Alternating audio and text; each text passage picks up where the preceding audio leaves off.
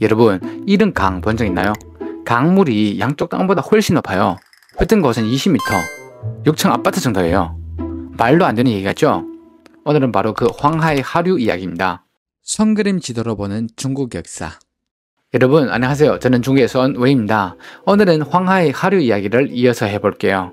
황하는 동관을 지나 동쪽으로 흘러가면 중국 고대의 또 다른 수도 료양에 도착합니다. 료양은 북쪽으로 황하를 끼고 사방이 산으로 둘러싸여 있어요. 한 면은 물, 세 면은 산이죠. 그 중에서도 가장 중요한 산이 바로 어학중의 중각숭산이에요. 숭산은 료양 동쪽에 있습니다. 여기엔 아주 유명한 소림사가 있죠. 여러분 혹시 중국의 공포 황제 이영걸 아세요? 그의 첫 번째 대표작이 바로 이 소림사를 배경으로 한 영화예요. 지도를 보면 료양의 동쪽에 요새가 하나 보이죠? 바로 유명한 관문 호로관이에요.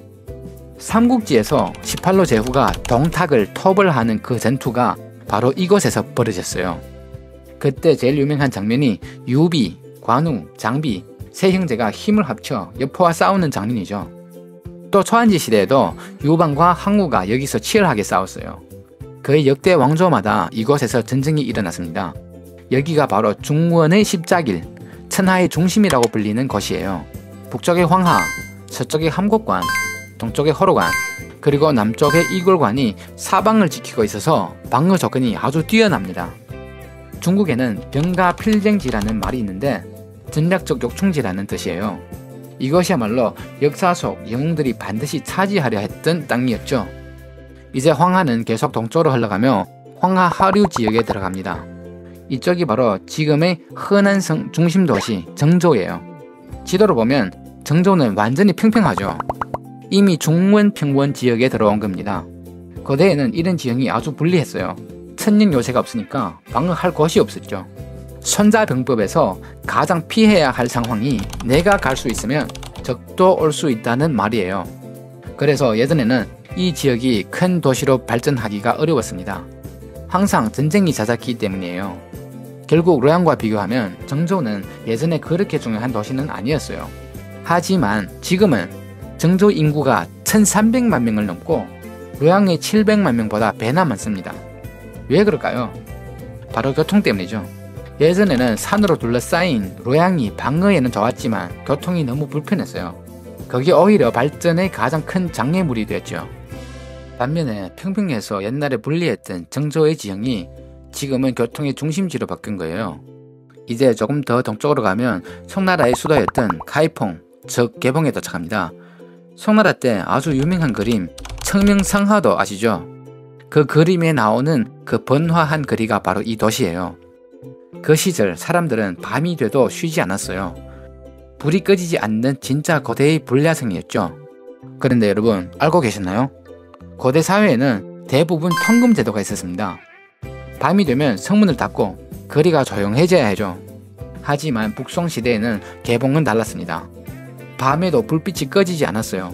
정말 고대의 불야성 24시간 열려있는 도시였죠. 중국 역사에 아주 유명한 인물 폭정천, 그 사람이 바로 이 개봉의 시장 같은 역할을 했던 사람이에요. 이제 다시 지리 이야기로 돌아가 볼게요. 황하가 하류로 내려가면 지형이 완전히 바뀝니다. 산이 거의 없고 끝없이 펼쳐진 평원이에요. 이 지역이 바로 중국의 중심, 중국 사람들이 말하는 중원 지역이에요.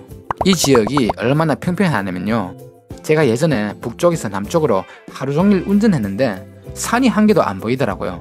여기는 중국에서 가장 중요한 곡창지대예요. 하지만 이런 평평한 지형에는 문제가 하나 있어요. 바로 물이 너무 느리게 흐르는 거예요.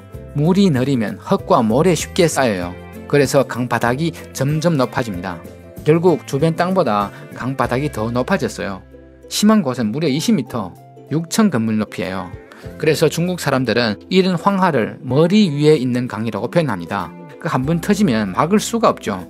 기록에 따르면 황하는 역사상 1500번 이상 터졌고 큰 물줄기가 바뀐 것만 해도 26번이나 돼요. 거의 2년에 한 번꼴로 터진 셈이죠. 그래서 사람들은 이렇게 말했어요. 30년 황하 동쪽, 30년 황하 서쪽, 30년河东, 30년河西. 황하의 물길이 자주 바뀐다는 뜻인데 인생의 오르내림을 비유할 때도 자주 써요. 그만큼 황하 주변 백성들은 늘 홍수 피해를 겪었어요. 특히 송나라 수도였던 개봉은 자주 물에 잠겼고 다른 지역은 말할 것도 없죠. 이게 바로 우리가 앞에서 말했던 황하의 백해입니다. 하지만 동시에 황하는 중국 문명을 키워낸 강이에요. 그 이유는 세 가지입니다. 첫째, 풍부한 물을 제공했고, 둘째, 홍수 덕분에 땅이 비옥해졌고, 셋째, 홍수를 막기 위해 사람들이 힘을 합쳐야 했어요. 이 과정에서 사회 제도와 조직이 발전한 거죠. 그래서 바로 이 지역에서 산란한 황하 문명이 탄생했습니다.